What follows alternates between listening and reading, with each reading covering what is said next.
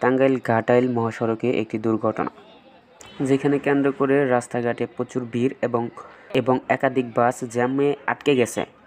প্রিয় দর্শক, আপনারা দেখতেই পারছেন এখানে প্রচুর ভিড়।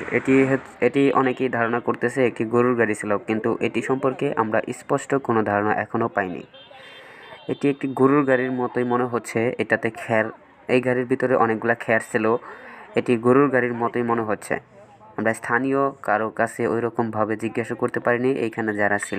এখানে যারা আমরা উপস্থিত দেখতে পারছি মানুষগুলো, এই সব মানুষই হচ্ছে চলন্ত মানুষ। এখানে গ্রামের কোনো মানুষ নেই, যার কারণে আমরা স্থানীয় কারো কাছে এই বিষয়ে কোনো জিজ্ঞাসাবাদ করতে পারতেছি না। প্রিয় দর্শক, প্রত্যেক দিন সকল খবর সবার আগে পেতে চোখ রাখুন আমাদের চ্যানেলে। এতক্ষণ সাথে থাকার জন্য আপনাকে অসংখ্য ধন্যবাদ।